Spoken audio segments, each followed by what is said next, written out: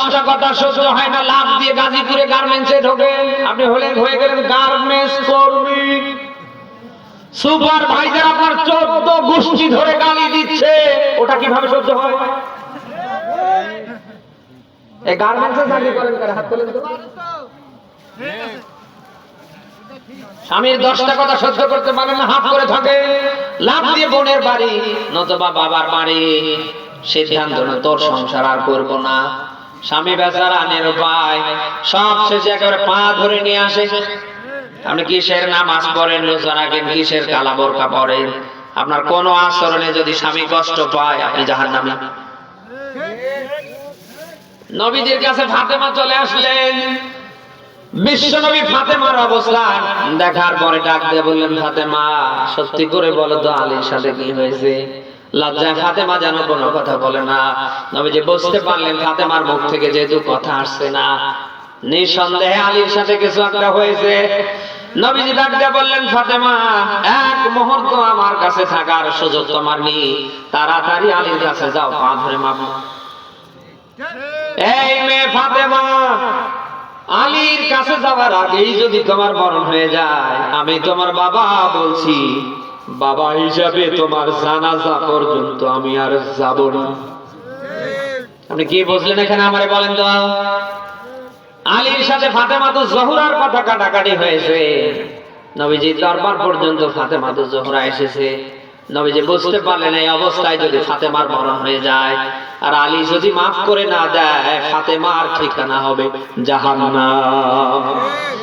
অথচ আজ আপনি সামান্য কিছু হলে হাফ করে থাকেন, লাভ দিয়ে বাবার বাড়ি চলে যান, সংসার মাঠে মারা যায়, 7 দিন না খোঁজ নেই, 15 দিন খোঁজ নেই, মাস চলে যায় খোঁজ নেই, সবশেষে কোর্ট কাছারি করে মামলা করে নিয়ে আসতে হয়। আপনি জান্নাত কোথায় দেখছেন? এত সহজ না। নবীজি বলেন, আল্লাহর আসমানের নিচে জমিনের উপরে সবচেয়ে সম্মানী মানুষ হচ্ছে নারীদের তার স্বামী। আল্লাহ তাআলা তাকে বাদ দিয়ে পৃথিবী যদি আর কাউকে সেজদা দানের অনুমতি দিত, তামাম পৃথিবীর নারীদের বলতাম সবাই স্বামীর পায়ে সেজদা করো। সুবহানাল্লাহ বলতে পারেন না? সেই স্বামী 10টা কথা বললে মনে হচ্ছে গা পুড়ে যায়। আশা করছি কালকে থেকে আচরণ যেন না থাকে। হতভম্ব হয়ে যায়। অনেক মানুষ আছে আমাদের কাছে মেসেজ পাঠায়, হুজুর আর পারি না, আমি সামান্য একটা মুদি দোকান করি, আমি সামান্য একটা বিজনেস করি, আমি সামান্য এই কাজ করি, আমার বাড়িতে ফিরতে প্রায় লেট হয়ে যায়, এমন বউ পেয়েছি হুজুর দরজা খুলতে চায় না। একদিকে তো আসতে আনলে দরজার কাছে এসে এমন কোনদিন বাদ নেই যে আধা ঘন্টা না চিল্লাতে হয়, হুজুর আমি কি করি, এখন তো আমি কোন দিশায় পাচ্ছি না। ইসলামে এরকম করা জায়েজ আছে নাকি? নবীজির হাদিস বলছি, স্ত্রী যদি রাতের বেলা এশারের ফরজ নামাজেও দাঁড়িয়ে থাকে, স্বামী বাড়িতে ব্যাক করেছে, দরজায় নক দিয়ে বলছে শেফালি, রূপালি, সৈতালি, এবার স্ত্রীর কাজ হবে ওই ফরজ 4 রাকাত নামাজকে দ্রুততার সাথে শেষ করা। এরপরে তার দ্বিতীয় আর কোনো কাজ থাকতে পারে না, মুহূর্তের ভেতরে তাড়াতাড়ি দরজা খুলে স্বামীকে ভেতরে নেয়া। যেখানে ফরজ নামাজ তাড়াতাড়ি করে পড়ার কথা, সেই জায়গায় স্বামী আধা ঘন্টা 1 ঘন্টা একটু লেটে আসলে আপনি দরজায় দাঁড় করিয়ে শাস্তি দেন। আপনি কোথায় ফতোয়া পেলেন? আধা ঘন্টা দাঁড়িয়ে রাখার পরে দরজা খুলে দিলে তাও তো হয়, দরজা খুলে দেওয়ার পরে একেবারে হাফ করে থাকে, মনে হচ্ছে পাড়ার সব ভূতে ধরেছে। আরে আপনার তো কাজ ছিল তাড়াতাড়ি দরজা খুলে দিয়ে স্বামীকে ঘরে নেয়া, ঠান্ডা পানি গরম করে ঠান্ডা খাবার গরম করে স্বামী কি খেতে চায় তার পুরো পরিবেশ তৈরি করা। আর আপনি এমন বিহেভ করেন, এমন আচরণ করে, স্বামীর যেন একেবারে খিদা পর্যন্ত বন্ধ হয়ে যায় না। এরকম মা বোনে আপনার এই যে রংপুরে আপনার কেন এই কাজগুলি করেন আমার বলেন? আদম নবী থেকে বিশ্ব নবী মুহাম্মদ রাসূলুল্লাহ স্ত্রীদের দিকে তাকান। স্বামী যখন এই ঘর থেকে বের হয়ে যেতেন, একটা মুহূর্ত তারা বিলম্ব করতো না, সারাটা রাত তারা দাঁড়িয়ে দাঁড়িয়ে নামাজে কাটাতেন। দরজায় পিঠ লাগিয়ে লাগিয়ে ঘুমাতেন আর আল্লাহর কাছে দোয়া করতেন, আল্লাহ আমার স্বামীকে তোমার রহমতের চাদরে তুমি ঢেকে রাখিও। নবী রাসূলদের স্ত্রীরা ছিল কেমন আর আপনারা হলেন কেমন? স্বামী যদি বাড়িতে না আসে ওদের আরো ভালো বলে।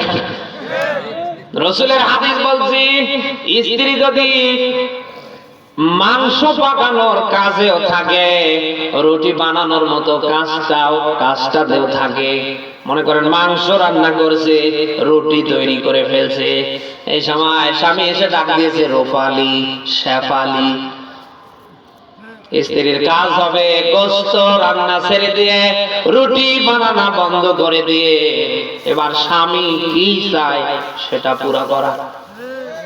যেখানে গোশত রান্না করার মতো কাজ ছেড়ে দিয়ে রুটি বানানোর মতো কাজ ত্যাগ করে স্বামীর ডাকে সাড়া দেয়া আপনার জন্য কি?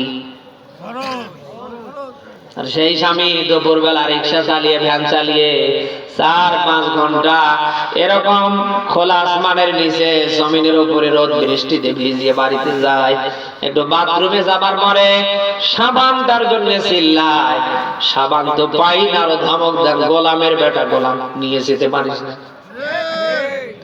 আদর্শ রাসূলের হাদিস, নবীজি বলেন কোন স্ত্রী যদি তার স্বামীকে নিজ হাতে গোসল দিতে পারে, যত ফোঁটা পানি জমিনে পড়বে প্রত্যেকটা ফোঁটার বিনিময়ে একটা করে নেকি ওই স্ত্রীর আমলনামায় আল্লাহ দান করবে।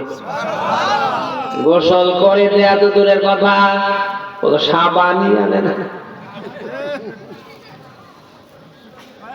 না মা বোনরা যারা এসেছেন হচ্ছে না আপনাদের জানি না, যদি ওই নামাজ রোজার ওই যে কালা বোরকার ভেতরে জান্নাত খোঁজেন মারাত্মক ভুল করবেন।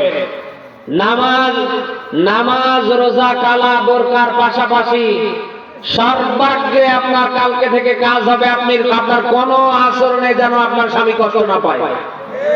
স্বামী যদি কোন আচরণে কষ্ট পায়, নামাজ পড়তে গিয়েও যদি মরে যান আপনি জানেন। আশা করছি কালকে থেকে কাজ আর করবেন। আল্লাহ মা বোনদেরকে যেন এরকম যোগ্যতা দান করে। স্বামী স্ত্রীর ভেতরে যে মিল মহব্বত ভালোবাসা আল্লাহ তাআলা যেন শতভাগ কালকে থেকে পুরা করে দেয়, আমিন বলি। স্বামী স্ত্রীর ভেতরে মিল মহব্বত ভালোবাসা যার ঘরে আছে ওটা ঘর না, ওটা মিনি জান্নাতের কামরা হয়ে গেছে।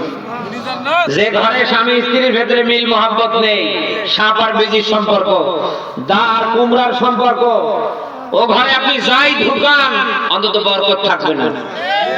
এজন্য আমরা যারা স্বামী আমরা কি একটু ছাড় দিতে পারি না ভাই? আমরা কি একটু ছাড় দিতে পারি না? আল্লাহর স্পষ্ট বার্তা মেসেজ হচ্ছে ওয়াশিরুহুন্না বিল মারুফ,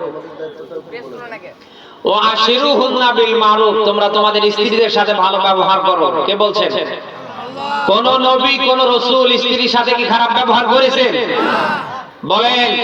রাসূলের একটা হাদিস বলছে, এটা নাসাইর হাদিস, নবীজি বলেন আজ একটা স্ত্রীর অপরাধ পেয়েছো, এই অপরাধটাকে পুঁজি করে তার গায়ে হাত দিও না, তার ভালো ভালো পজিটিভ সাইড গুলি আছে এই দিকে তাকাও, অন্তত ওই দিকে তাকিয়ে আজকের অপরাধটা মাফ করে দাও। আমরা যারা স্বামী আছি, যারা কথায় কথায় স্ত্রীকে মা বাবার নাম ধরে গালি দিই, কথায় কথায় যারা পিটাই, আমরা কি এই আমলটা করতে পারবো না? এ ভাই দোষ আমাদের নেই? আমাদের অপরাধ হয় না? তা সামান্য একটা অপরাধ পেলেন আপনি পিটালেন, আপনি কি মানুষ? বউ পিটান কারা? হাত তোলেন তো। কই এলাকায় তো কেউ বউ পিটায় না। না, স্ত্রীকে পিটাবেন না ভাই, মহব্বত করবেন, এটা মহব্বত আদরের জিনিস। কেন পিটান? কেন পিটান আমায় বলেন তো? এটা মহব্বত। রাসূলের কাছে 3টা জিনিস ছিল প্রিয়, আমি কি বলবো? 1 ছিল নামাজ, 2 ছিল সুগন্ধি, 3 ছিল রাসূলের স্ত্রীরা। সুবহানাল্লাহ বলতে পারেন না? একাধিক স্ত্রীর মাঝে রাসূল কিভাবে সমতা কায়েম করেছেন, কতটা মহব্বত করেছেন। সব স্ত্রীরা একদিন বায়না ধরলেন, হে রাসূল আপনাকে আজ বলতেই হবে আপনি কাকে ভালোবাসেন বেশি। নবীজি ডাক দিয়ে বললেন ইনশাআল্লাহ আগামী কাল রেজাল্ট দেব। শুনতেছেন আপনারা? রাতের বেলা রাসূল এরকম হাতে খরমা নিলেন, প্রত্যেক স্ত্রীর ঘরে ঘরে গেলেন, 2টা করে খরমা দিলেন আর বললেন তোমাকে আমি সবচেয়ে ভালোবাসি। দিন যখন হয়ে গেল, রাত শেষে সব স্ত্রীরা সবাই খুশি, কারণ কাউকে তো আর রাসূল খরমা দিতে বাকি। সবাই এক এক করে বলছে, হে রাসূল আপনি বলেন কাকে আপনি সবচেয়ে ভালোবাসেন? নবীজি আস্তে করে মুস্কি একটা হাসি দিলেন, দিয়ে বললেন, ওই যে গত রাত্রে যাকে 2টা খরমা খেজুর দিয়েছি ওকেই সবচেয়ে ভালোবাসে। সুবহানাল্লাহ বলতে পারেন না? স্ত্রীর সাথে ভালো ব্যবহার করবেন। 3 জায়গায় মিথ্যা বলা জায়েজ আছে, মিথ্যা কথা বলে গুনাহ হবে না। তার ভিতরে বউয়ের কাছে বউকে খুশি করার জন্য যত পারেন পাম্পটি দেবেন, মিথ্যা কথা বলবেন, কোনো গুনাহ হবে না। আপনি কি টের পাচ্ছেন? তাহলে বউ কি জিনিস এবার আপনি কি টের পাচ্ছেন? নবীজি বলেন, আমি আমার স্ত্রীর কাছে সর্বোত্তম, কেউ যদি আল্লাহর কাছে উত্তম হতে চায় সে যেন তার স্ত্রীর কাছে উত্তম হয়। নবীজি নিজেই বলেন, আমার স্ত্রীদের কাছে আমি নবী উত্তম। আপনি যদি নিজেকে উত্তম মনে করেন, এ সার্টিফিকেট দেবে কে? বউ। আপনি বউয়ের কাছে যদি উত্তম হতে পারেন, আপনি উত্তম কার কাছে? দাবার গুটি এবার পাল্টে যাচ্ছে না? স্ত্রীকে মারা যাবে না। যারা মারেন, যারা পিটান, বাবা মার নাম ধরে যারা গালি দেন, এগুলি করবেন না ভাই। ওরা যে কাজ করে বিশ্বাস করুন আপনি পারবেন না। ওরা যে কাজ করে বিশ্বাস করুন আপনি পারবেন না। একদিকে আপনাকে সামলানো, দেখেন 2 নম্বরে পরিবারে আপনার ছেলে মেয়েকে সামলানো, 3 নম্বরে আপনার অবর্তমানে পুরো সংসার সামলানো। বড় কাজ কয়টা বলে?